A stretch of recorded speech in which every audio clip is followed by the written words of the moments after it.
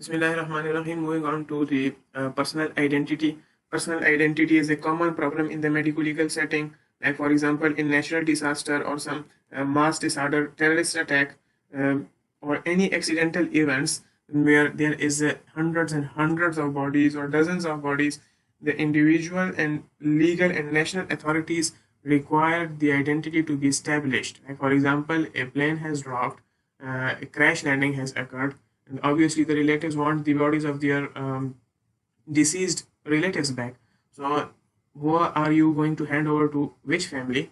This all depends on how you establish the personal identity of the deceased. So different books have explained these topics in a different sequence, but from what I have seen in the past papers and what is most important for you to learn, so I'm going to um, like in MCQ I have seen the MCQs from dental studies, MCQs from fingerprints, DNA profiling, religion determination, and sex determination, skeleton studies, and fetal age determination. So these are the topics, and what are most important for you to learn, I have kept them in the start of this lecture, and what is not that important, so I have kind of made it appear for you a little bit later in these lectures. There will be two lectures. In this lecture we are going to study the first four, and next lecture we are going to study the last three. So moving on and starting with the dental studies. So a little bit review about the structure of the teeth will be nice. As you remember from your last year anatomy, the head and neck anatomy, the tooth has two parts, a part which is clinically visible and part which is clinically not visible. The part which is visible is known as crown, and which is not visible is known as root. And root and crown, the junction between them is known as neck. Now the picture is kind of disturbing, so instead of looking at the pic, if you follow this illustration with me, which I am drawing, and I think everything will become very easily clear for you. So this is the gingiva, and above the gingiva we have the crown, and below the gingiva we have the root. The outer covering of the crown is called enamel, and the outer covering of the root is called cementum.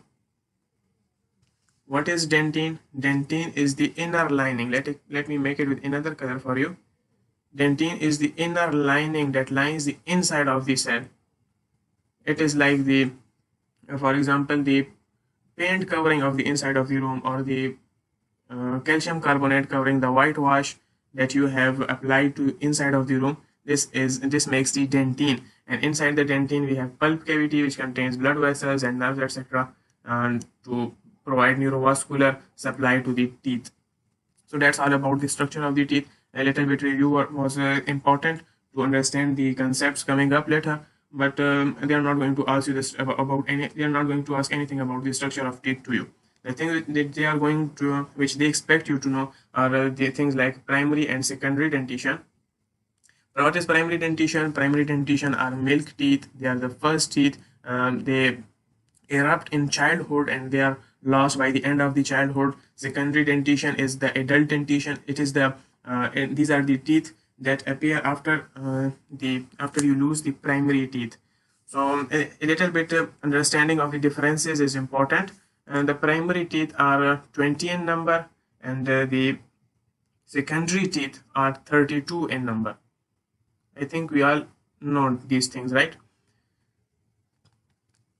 Now there is an important period of in which the primary teeth appear, and there is a period in which the secondary teeth appear. And it is not like that, as you can recall your own experience, just like I am recalling my own. It is not like that one day you suddenly lose all your primary or milk teeth, and another day you start your journey with the secondary dentition or the permanent teeth. There is a period in which you start losing your primary teeth. It starts with at the age of about 6 to 7. So you lose first of your incisors, and after some time your canines, and while you're losing your primary dentition, the secondary dentition is kind of starting to erupt. So this period is known as mixed dentition, when you have the when you have teeth of both primary and secondary origin, and the age or the age of mixed dentition is about 7 to 12 years of age. A little bit differences might exist, but it is enough for you to select the correct choice on the day of the paper. Now the last thing which I have underlined for you is eruption sequence. Eruption sequence is very important, and those of you who have gone through books, I think that this must be a nightmare for you, but I have prepared a good mnemonic for you, and it will help you remember. It will make things easy for you. But before going to that, a little bit low yield topic which I want you to know is something called dental formula.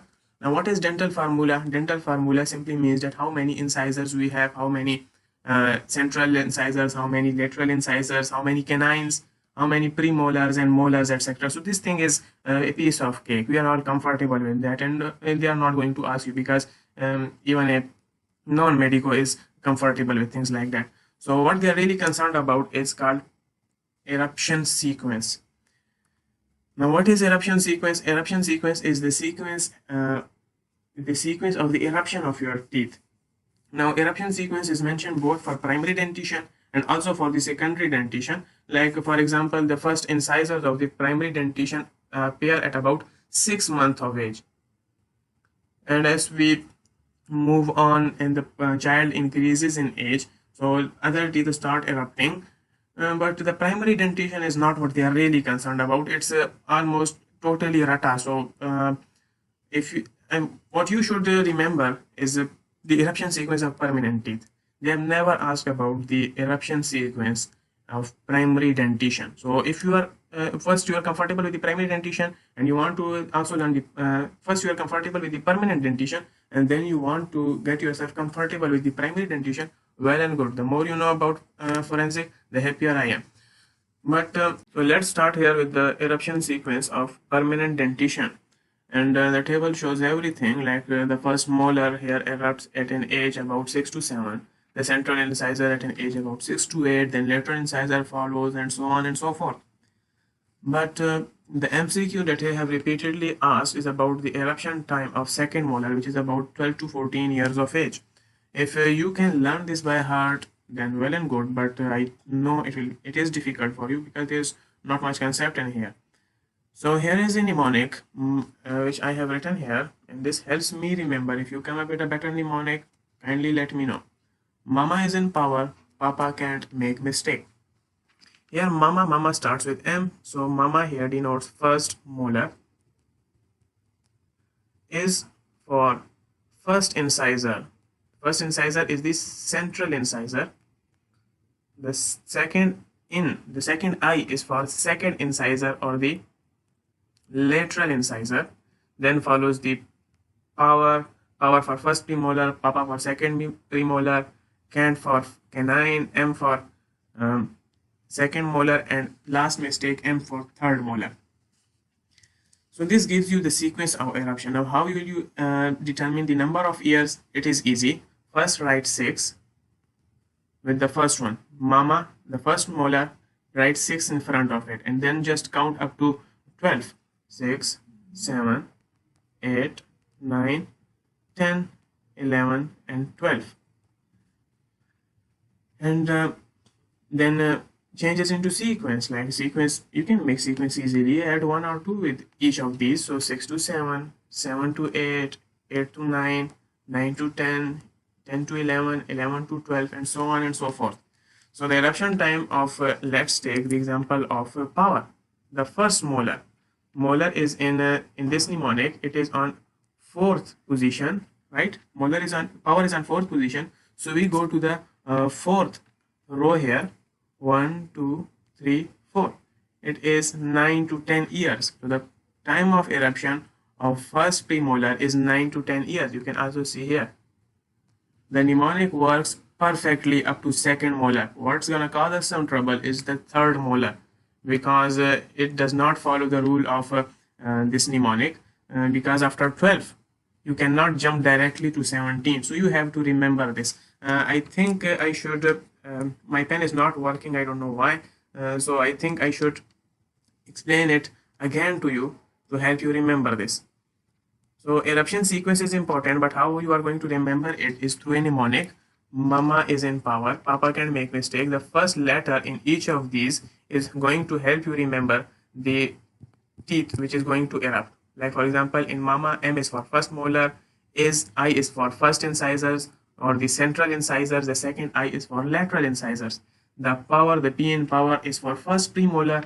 The second P, which is in the Papa, is for second premolar, and the C is for canine. Then the first molar, and lastly, then the second molar, and lastly the third molar. And how are you going to determine the or predict the time period in which they are going to erupt is simple. Just remember the letter, just remember the numerical 6 and count up to 12. So 6, 7, 8, 9, 10, 11 and 12. So, and then convert it into a range. Now, why do we convert it in a range? Like the first thing that should come into your mind is that they can vary from person to person, and on the nutrition. If, for example, a person is taking good calcium containing diet, then obviously teeth will erupt early. But if the diet is poor, the eruption of teeth can delay. Correct. But the second reason we tend to write eruption years in a sequence is because the mandibular incisors, the mandibular teeth erupt first and the maxillary teeth erupt second. So when we say, like for example, in case of canine, we say that it erupts in a time period of 11 to 12 years. In the 11th year, the mandibular canine will erupt, and in the 12th year, the maxillary canine. So the mandibular teeth always and always precede the maxillary teeth, or the maxillary teeth always and always follow the mandibular teeth. It is an important point, and you should try to remember it. Now we move on to later to discuss the differences between the temporary and permanent teeth.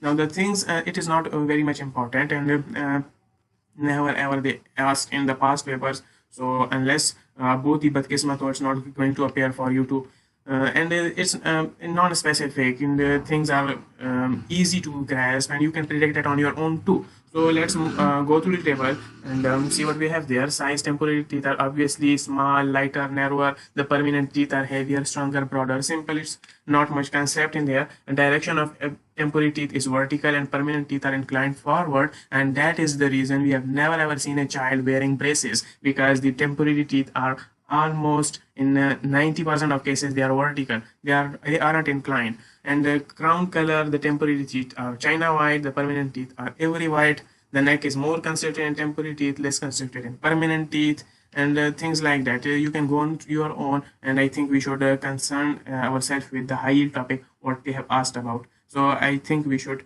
move on to next slide, and if you want to go through it, stop the video here, go to the whole table. And the next slide is about the Boyd's and Gustafson method.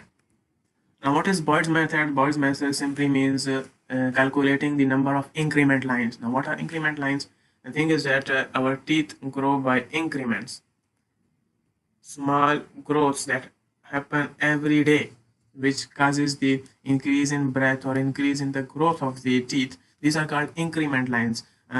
The concept is somewhat analogous to the concept of annual rings that are found inside the trunk of any tree, and the number of rings give you the age of the tree in years. But here, when we talk about the increment lines can be the increment lines are calculated by doing the microscopy of a section of teeth. So the number of increment lines give you the age of the individual in days. But obviously, if you give my age in days, I am 21 years old.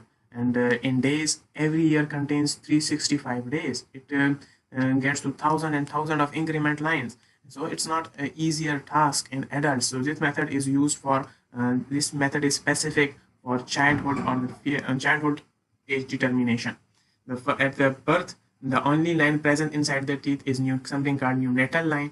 And after the neonatal line, for example, this dark one is the neonatal line. And as the child grows, or the child sees new and new sunrises, so with every day there is increase in an increment line. And calculating the increment lines gives you the age of the child in days. Now wait a second, haven't I told you before that first teeth erupts by the age of 6? Then how I'm saying that the neonatal line is present at the birth? Well, I did say that the first teeth of the primary dentition erupts by 6 months of age. I didn't say it develops by 6 months of age. When a child is born, the teeth are already present but inside the gums. So that's all about the Boyd's method. They have never asked about the Boyd's method, but a little introduction was necessary about the Boyd's method. And the thing they have asked about frequently is something called Gustafson method. Gustafson method is a method of comparing teeth, taking a longitudinal section of the teeth and seeing it microscopically, seeing under the microscope. Now, seeing under the microscope gives us certain features which helps us establish whether the teeth is of the adult or the teeth is of the child. So, certain, like as we age, we move toward the senescence. Our body does not function as well as it once used to. So obviously, similar like the other parts of the body, there are also wear and tear changes. There are also changes related to age that are seen and that can be used to determine whether the person to which these teeth belong, whether he is a child or an adult or an old guy. So what are the changes that you will see? The first change you will see is the wearing out of the teeth. What does it mean? It simply means that as the teeth are young, their edges are serrated. Serrated means their edges are saw-like, so they are sharp. But as we use our teeth, gradually the surface serration is lost and teeth become smooth. So there is gradual wearing of the teeth. The teeth becomes loose. They are not as perfectly fit inside the gums as we age. There is also dentine deposition inside the root. So as previously we made the structure like this. Dentine is present inside the teeth. So there is increase in thickness of the teeth in the root. This is a sign of aging. Another sign is cementum apposition, i.e. cementum increases in thickness. Cementum is the outside covering of the root. And what is the outside covering of the crown? Enamel, yes. And the last change which you are going to see is a root transparency. The calcium is lost, just like the loss of calcium from the bones. The root also loses its calcium content, so the root gets a little bit transparent. So these are the number of changes, and you can see them in any of the books. Let me recall for you as a summary. The first change that you will see is gradual wearing out of the tooth, i.e. the loss of serrated borders. Then there is loosening of the teeth, and the third one is excess dentine formation. The dentine will wholly fill the inside of the root, and the increase in thickness of the cementum, and last one is root transparency. That's all about the Gustafson method, and now we are done with the dental studies, and now we shift our focus to the DNA profiling. A little bit review of the DNA molecule. The DNA has two strands of sugar and phosphate that are linked by a combination of 4 nitrogenous bases: adenine, thymine, cytosine, and guanine, and there are hydrogen bonds in between, and this makes the structure of DNA a double helix. We are all comfortable with that. Now previously they used something called RFLPs, and what is an RFLP? It is restriction fragment length polymorphism. And then after some time they started using short tandem repeats, STRs for short tandem repeats, and now they are using PCRs. But the exact method of DNA profiling is quite complex and beyond the scope of what you need to know for your examinations, and not even a forensic pathologist is expected to know. It's more concern of a forensic genetist, and that is a different domain. Now what are the drawbacks? Drawbacks और like इसमें DNA profiling में आपके पास एक database होना चाहिए जिसके साथ आप कंपेयर एंड कंट्रास्ट कर सकें. ऐसे एग्जांपल ले लेते हैं कि इस्लामाबाद में कोई वारदात हो गई है, तो वहाँ से डीएनए रिकवर कर लिया उन्होंने, तो जहाँ के जो थाना होगा, थाने वाले अपने फोरेंसिक लैब जाएंगे उसे लाके के, और उन फोरेंसिक लैब वालों के पास जो प्रीवियस डीएनएज होंगे उसके साथ इसे मैच करेंगे. लेकिन वो प्रीवियस डीएनएज किन लोगों के होंगे? उन्हीं लोगों के होंगे जिन्होंने उस इलाके में वारदातें की होंगी. लेकिन अगर ये कोई गैंग हुआ, नया कोई चोर या डाकू हुआ, तो उसके तो फिर डिटेक्ट नहीं हो सकेगा. ये इसका ड्रॉबैक है. इसके लिए आपके पास एक डेटाबेस होना चाहिए. जैसे कसूर में वाक़या हुआ था बच्ची के साथ ज्यादती का, तो उसमें उन्होंने ऐसा काम किया कि पूरे इलाके का, पूरे कसूर का उन्होंने डेटाबेस दिया था. हर एक बंदे का उन्होंने डीएनए दिया था, और उसके साथ जो एसेलेंट का डीएनए मिला था उसके साथ कंपेयर किया, तो उन्होंने डीएनए पूरा डेटाबेस बनाया. और ये डेटाबेस बनाना ये बहुत महंगा काम है, इसलिए पाकिस्तान में इसका इतना ज़्यादा यूज़ नहीं है. And the last thing which I have written in quite broad letters is Alec Jeffrey, because Alec Jeffrey was the person who invented this method, and that is a past paper MCQ. They have asked again and again about Alec Jeffrey. And why they do that? Because and there is not much to know about. There isn't much to know for you in the DNA profiling, and because its method is quite complex, and no one expects you to know that. And lastly, I think that I want to tell you is a quote of Socrates. He said that wonder is the beginning of wisdom. Like Alec Jeffrey, you start to wonder, seeing things like how beautiful they are, and you start seeing things differently. Then that is the first step to wisdom. But if you are like me, always asking your seniors, do I really have to know this? Is this the examiner really going to ask me? Then wisdom is hard for you to attain. Lastly, fingerprints. Fingerprints, we are all comfortable with that how the fingerprints are used. What is we have all like gone through fingerprints in biometric identification, things like that, etc. What they love to ask about is the types of fingerprints that can be seen in different individuals. So there can be a loop form of fingerprints, arch, hole, and composite. And there are different pictures, but pictures are not going to appear in your MCQ. So you just need to know the names. And the least common of them is composite. It is present in only 1 to 2% of the individuals. Now, what they like to do on the exam is that they change the name of fingerprints, because these are things that once you go through them, the types of fingerprints and the type of fingerprints, so you are comfortable with that. So what they like to do is they just change the name of the fingerprints. So instead of calling it fingerprints, they may call it dactylography.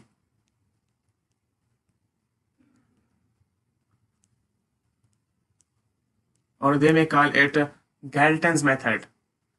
Francis Galton was the person who greatly achieved the most of the modern dactylography or fingerprint profiling. The most of our achievements are attributed to Francis Galton. And before that, the first person in 1800s who worked on fingerprints, who first described the fingerprints, his name was J.E. Purkinje, and then Henry Ford worked on it, and then Francis Galton did most of the work, and finally his work was a little bit more refined, a little bit more made public by the Edward Henry. So that's all you need to know about the fingerprints. But I think I would like to recall is that like the science says that J.E. Purkinje was the first person who talked about the fingerprints in 1800s. But long before that, the Quran says, "Ayahsabul insanu allan najma'a izama." Do people think we cannot resemble their bones? And that is an ayah of Surah Qiyamah. And after that, the Quran says, "Bala qadirina ala an nusawwiya banana." Yes, indeed, we are most capable of restoring even their very fingertips. So, about 1400 years ago, the concept of fingerprints was written, was first introduced into this world by the Holy Quran. It wasn't J.E. Purkinje, but we have to follow the science, because unfortunately the Muslims haven't done well in this field, unfortunately. And last thing is religion. Religion is simple. Like you have to check things like circumcision. If he's a Muslim, he will be circumcised. If he is a non-Muslim, for instance Hindu, then he won't be circumcised. And if you will check the clothing, if he's wearing a turban or a topi, then obviously he will be Muslim. But if he's wearing sari or any Hindu clothing, then obviously the person is a Hindu. So there is not much to know in the religious determination. But I think you can predict it on your own very easily. And the last thing, I think it's called shandur or something like that, the red mark the Hindus like to wear on their forehead. So if that is present, the person is Hindu. Obviously, you should also check the pubic hair. Muslims do shave their pubic hair, and I think Sikhs and Hindus have not, the religion have not made it obligatory for them to do so. So this can also be an important finding, but it's kind of miscellaneous in here, and you can predict these things on your own. And that's all from this lecture.